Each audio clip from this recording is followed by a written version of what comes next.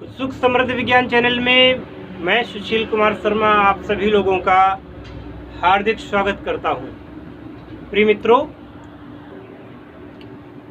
मित्रों, मैं आप लोगों को आज कुछ दिखाना चाहता हूं। मेरे यहाँ कोई ऐसी बात नहीं की जाती जिसका कि बिल्कुल गलत बात हो, बिल्कुल नहीं की जाती। मैं आपको दिखाना ये चाहता हूँ कि मैंने कई वीडियो डाले थे पथरी के संबंध में, कि गाल ब्लाडर की पथरी हो या कि आपकी गुर्दे की पथरी हो। तो मैं एक मरीज को जानता हूँ जिसके पास बहुत सारी दिक्कतें थी, शरीर में पथरी हो गई थी और कोई भी दवा काम नहीं कर रही थी। डॉक्टरों ने तो दवा दे करके हार गए थे और वो ठीक नहीं हो पा रहे थे।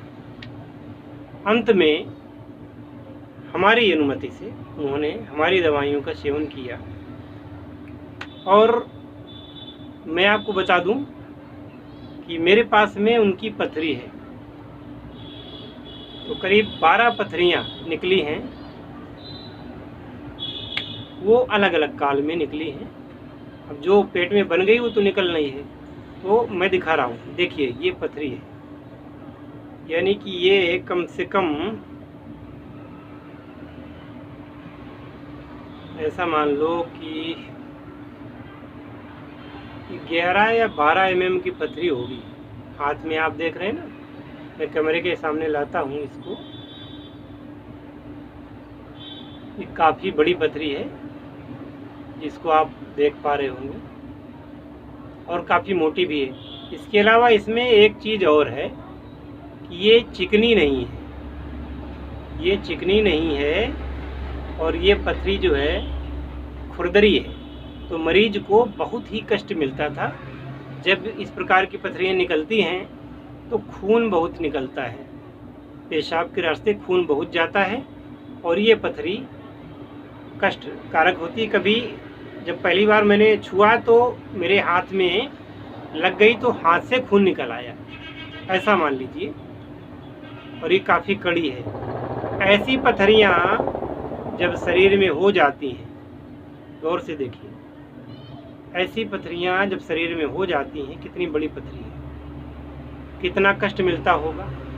आप लोगों को YouTube पर दिखाई हुई बातों का विश्वास नहीं हो पाता। बहुत सारे लोग कहा करते, कह रहे ऑपरेशन करा लो, ऑपरेशन करवा लो, पथरियाँ नहीं निकलती हैं, ऑपरेशन से ही निकलेगी, लोग ये सोचते हैं। लेकिन पथरी निकलती है। ऐसी मैंने पथरियाँ 1 दर्जन निकाली हैं, जिनको लोग कह गए थे कि ये पथरी कभी ख़त्म नहीं होती। अब आगे से पथरियाँ उनको नहीं होंगी, इस बात की मेरी गारंटी है। मैंने कह दिया है कि अब आगे से आपको पथरियाँ नहीं होंगी। एक प्रयोग है, वो करवा देंगे, आगे से पथरी बिल्कुल नहीं होगी। ये पथरी इस टाइप की है कि इसमें अगर हथौड़े से भी वार किया जाए तो भी ये नहीं टूट रही थी। ऐसी पथरियाँ भी मूत्र मार्ग से गल करके, जब ये समझो कि कितनी बड़ी पथरी रही होगी, ये पथरी काफ़ी बड़ी रही होगी, जब दवा चली है तो ये कुछ घिसी कुछ टूटी करके ऐसे 3-4 टुकड़े निकले। आशा है कि आप लोग, जो लोग चक्कर में पड़े रहते हैं बड़े बड़े हॉस्पिटल्स के, कि वहाँ पे जा कर के हम ऑपरेशन करवाएंगे, तो एक बात बता दें आपको, हॉस्पिटल में ऑपरेशन तो करवा लोगे, ऑपरेशन के बाद में पथरी बनेगी, फिर क्या करोगे? फिर ऑपरेशन करवाओगे, फिर पथरी बनेगी, फिर ऑपरेशन करवा लोगे, तो कितनी बार करवाओगे? आपका गुर्दा या वो स्थान तो इतना कमज़ोर हो जाएगा, क्योंकि हॉस्पिटल में जब ऑपरेशन होता है, ऑपरेशन के पश्चात वो थिकनेस, वो मजबूती कभी नहीं आ पाती जितनी की प्रकृति आपको भेजती है। तो हाँ, हमारी दवाइयाँ खाने से आपको थोड़ा कष्ट तो मिलेगा। कष्ट इसलिए मिलेगा कि जब पथरी निकलेगी तो निकलते समय कष्ट मिलता है, वो तो निकलेगा, लेकिन जब जिस दिन ये निकल जाएगी, बिना ऑपरेशन के निकल जाएगी, तो कितना बड़ा आपको लाभ मिलेगा, कितनी आपको राहत मिलेगी।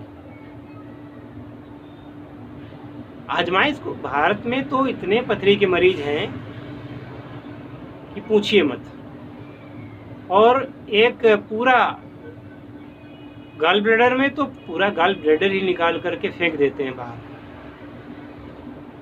तो जब गॉल ब्लैडर में 6 प्रकार के रस निकलते हैं, जो खड़रस व्यंजन में जो भी अलग अलग मीठा, खट्टा, तिक्त, कड़वा, नमकीन इत्यादि जो कसाए इत्यादि होते हैं, उनको पचाने के लिए वो रस जब निकलने ही बंद हो जाएंगे तो शरीर में आप समझते हैं कितने दिन आप जिएंगे।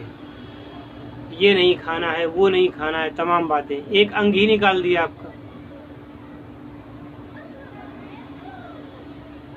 तो इस गॉल ब्लैडर को बचाइए और गॉल ब्लैडर को मत निकाल के फेंकिए, इलाज कराइए। इलाज में आयुर्वेदिक औषधियों में बड़ी जान होती है, इसका प्रमाण मैंने आपको दे दिया है। वो प्रमाण ये है जो आपने अभी अभी देखा। आप समझिए कि जिस मरीज को ये पथरी थी उसको कितना कष्ट मिला होगा इसको निकलने में, परंतु उस कष्ट को झेला। तो ऑपरेशन के कष्ट से और जो कष्ट होता है ऑपरेशन के खर्चे को, और 2 महीने खटिया में पड़े रह करके समय गुजारना, 6 महीने तक कोई भारी काम न कर पाएंगे, उन सब चीज़ों से जिस दिन ही पथरी निकल जाती है 2-3 दिन बाद आप सामान्य हो जाते हैं, और जैसा काम जो कुछ कर रहे हैं, मेहनत का काम, वो भी कर सकते हैं आप लोग, है ना। तो इन दवाइयों में एक पूरा पैकेज है। जैसे हमने पहले बताया था कि एक बवासीर की दवा, जितने लोगों ने हमसे दवा मंगाई दोबारा उनको आज तक बवासीर हुई ही नहीं। ऐसे ही आपकी पथरियां निकल जाएंगी और पथरियां दोबारा नहीं होंगी। अब भारतीय चिकित्सा विज्ञान पे आप कितना भरोसा कर पाते हैं। आयुर्वेदिक दवाइयों में जैसे यूनानी, तिब्बती दवाइयाँ और आयुष की दवाइयाँ, आरोग्य के लिए जो आयुर्वेदिक दवाइयाँ होती हैं, आप लोग उन पर विश्वास करें, और आपको विश्वास तो करना ही पड़ेगा, क्योंकि जब आप थक जाओगे सब जगह से तभी आयुर्वेद की ओर आप आते हो, और जब आयुर्वेद की ओर आते हो तो आप फिर जीवन में दोबारा कभी उस रोग से बीमार नहीं पड़ते। अब बदपरहेजी करोगे तो फिर पथरी दोबारा बनेगी, नहीं करोगे, कुछ चीज़ों का ध्यान रखोगे और परहेज से रहोगे तो वो चीज़ दोबारा नहीं बनेगी। निदान परवर्जनीयम, है ना। रोगी होने से अच्छा है कि रोग के कारणों को हम खत्म कर दें जिनसे रोग पैदा होता है, तो हमें रोग होगा ही नहीं, और जब रोग होगा नहीं तो आप हंसी खुशी से अपना पारिवारिक जीवन गुजारेंगे। अब जिसको जिसको गॉल ब्लैडर में पथरी है, या जिसको पेशाब के रास्ते में पथरी है, गुर्दे में पथरी है, अपर यूरेटर में है और भी है। देखिए, पथरी तो कहीं भी बन सकती पूरे शरीर में, लेकिन ज़्यादातर ये गुर्दे में और गॉल ब्लैडर में ही बनती है। हमारे यहाँ एक डॉक्टर साहब हैं, डॉक्टर JN आर्या, वो एक दिन बता रहे थे, उन्होंने बताया कि एक महिला मरीज थी, तो उसकी आँखों से कांच जैसे टुकड़े निकलते थे, और बहुत सारा इलाज उन्होंने करवाया, वो बंद नहीं हुआ। आँख के कोरों से कांच के टुकड़े काफ़ी बड़े बड़े निकलते थे। तो लास्ट में वो मरीज इनके पास आया, और होम्योपैथ हैं वो, तो बोले कि हमको समझ में तो नहीं आया कि ये आखिर है क्या, लेकिन उन्होंने पथरी वाली दवाइयाँ दी और 3 महीने के अंदर उसकी आँख से वो टुकड़े निकलने बंद हो गए, जो कि अभी तक दोबारा नहीं हुए। तो दवा जब आप करते हैं, प्राचीन पद्धतियों की दवाइयाँ बेहद कारगर होती हैं। होम्योपैथ भी एक अच्छी प्रणाली है। आयुर्वेद, यूनानी, तिब्बी जो भी हैं, बहुत अच्छी प्रणालियाँ हैं। आप इन पर विश्वास करें और इन पर अपना विश्वास बनाए रखें, निश्चित रूप से आपको लाभ मिलेगा। हरि ओम। जय धन्वंतरी, जय आयुर्वेद, हर हर महादेव।